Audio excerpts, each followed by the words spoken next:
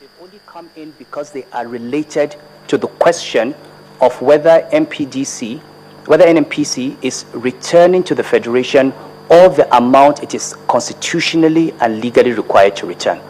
So if I may just briefly, and again my presentation, hopefully when you have a session where we have detailed presentations, I can go into the details of that presentation. It's a 20-page presentation. I have 30 pages, 30 appendices there. But let us, Mr. Chairman, first of all agree on what has been paid into the central bank. NNPC did a presentation. We've all agreed anyway that $14 billion out of the $67 billion they shipped came into the dollar account of the Federation. That is agreed. We have looked at FIRS numbers, and we have confirmed that $16 billion paid by international oil companies to the FIRS account. This is where the confusion starts. It was not paid by NNPC, paid by IOCs, was the proceeds of crude lifted in the name of NNPC, but sold on behalf of FIRS. That's $16 billion, which FIRS has confirmed, Central Bank has accepted. There is a $1.6 billion that DPR also received from IOCs, which was part of that crude, which Central Bank has accepted. And we have provided evidence that in the Naira crude, out of the $28 billion domestic crude shipped by NNPC, NNPC has repatriated $16 billion.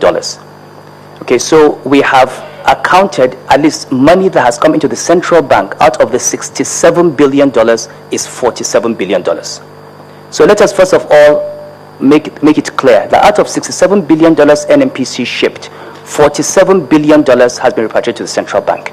Now what we're talking about is the balance of the $20 billion and what explanations have been given. NNPC has said some of it does not belong to the Federation. So $6 billion MPDC. We have held the position that some of the crude shipped by MPDC is shipped from oil wells that belong to the Federation.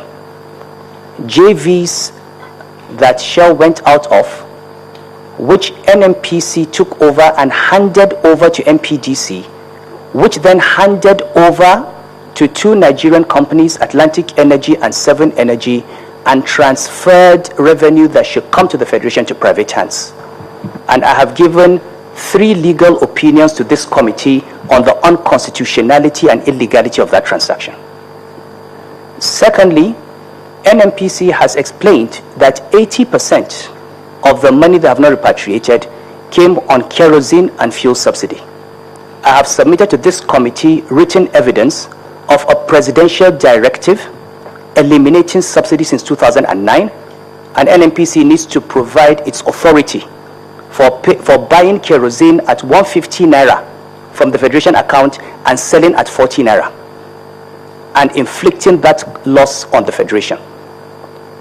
NNPC has also said there is money that was PMS subsidy. I hear that reconciling with PPRA, but for us in the central bank, every month NNPC sends returns for FAC, and every month NNPC indicates how much it has deducted as PMS subsidy.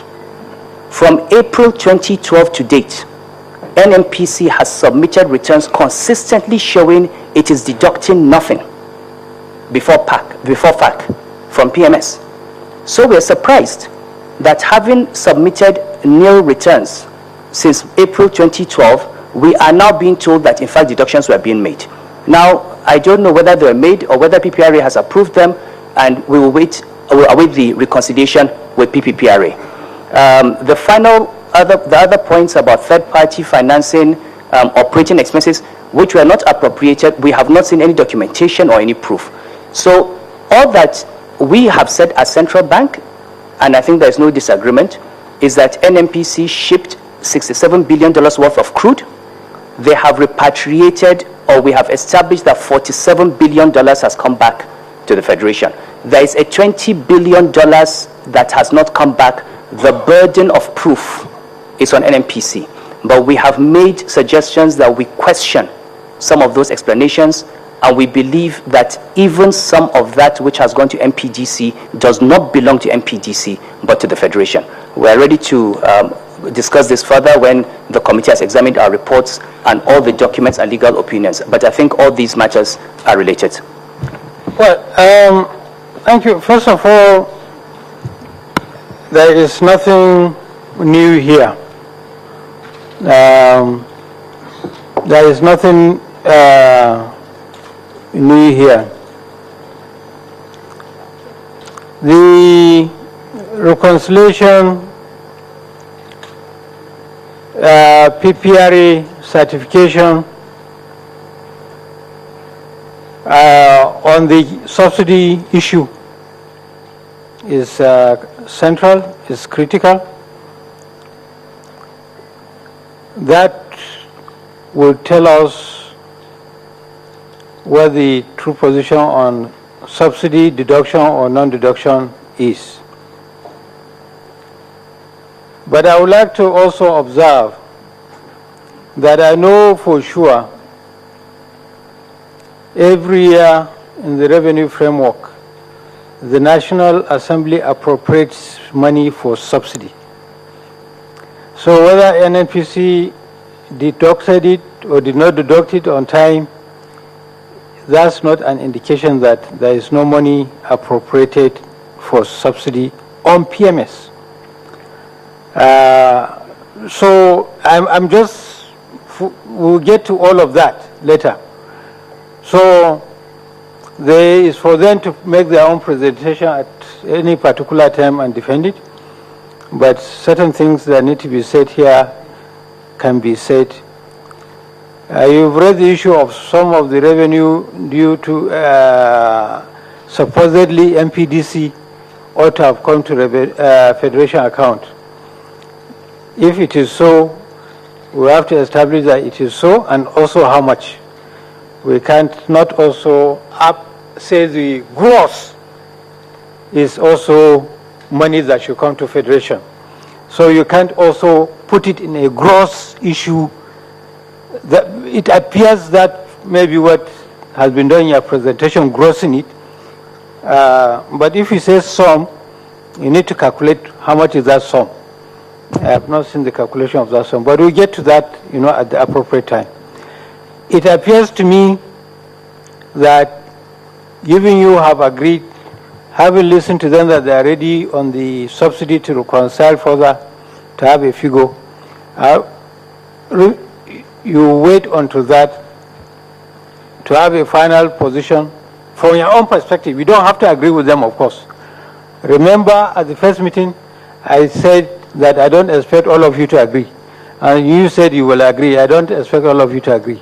I don't expect that we too are likely going to agree with you. I hope we do.